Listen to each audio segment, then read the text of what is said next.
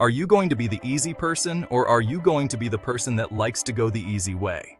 Or you're going to go through the hurt, the pain, the blood, the sweat, and the tears to get exactly what you need. No one can get anywhere in life without hard work, and if you're not dedicating yourself, if you're not making the necessary sacrifices, then how can you get to that level that you want to be? Do you really understand what that means? Oh, I get it. You need your cup of coffee to start your day. You need your alarm clock to wake you up. When you take a breath, that is your alarm clock. You need energy? Breathe a little bit more and then go to work. You need to level up, and you need to go up. You need to stop being complacent. You need to stop making excuses. You can set yourself a goal that you can attain, and there's not going to be much glory in it to begin with. Because if you're not in very good shape, the goal that you could attain tomorrow isn't very glorious. But it's a hell of a lot better than nothing, and it beats the hell out of bitterness. It's way better than blaming someone else.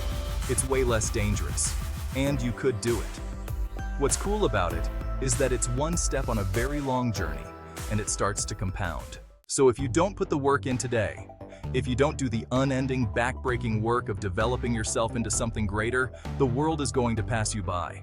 The people that are going to own it are going to be the ones that did that work. And the one promise that I can make you right now is that somebody out there is outworking you.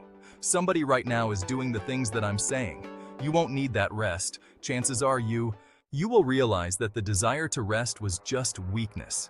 It was just the desire to take the path of least resistance, the downhill path, the easy path.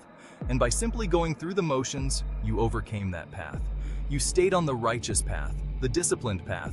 You stayed on the war path. See, in life, you can go through life and you can come up with reasons, or you can come up with results. You can come up with excuses, or you can come up with achievements. You can go through life blaming, or you can come up with solutions. The choice is in your hands, satisfaction or despair. We can choose that when you get better, everything will get better for you. And that's where I picked up that phrase. For things to change, you've got to change. You don't have to change the marketplace. You don't have to change the marketing plan. You don't have to change the economy. You don't have to change countries. You don't have to change circumstances out there. All you've got to do is look within and see if you can change yourself for the better. And as you change, things will start to change for you. And what you've done with your life thus far, is it giving you what you want? Is it giving you what you want when you look toward the future? When you look at all that's going on out here, is there some place within yourself you say, hey, I know I need to be out there in that arena. I know I can do more than what I've been doing. I know there's some great music that I have within me that I haven't brought out here yet. Is that something that you begin to look at within yourself?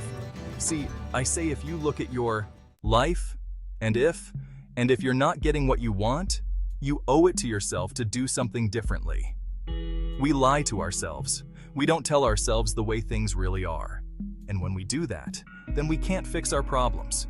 If we can't fix our problems, we're not going to improve. So we have to be truthful to ourselves. I have to be truthful to myself. You have to be truthful to yourself.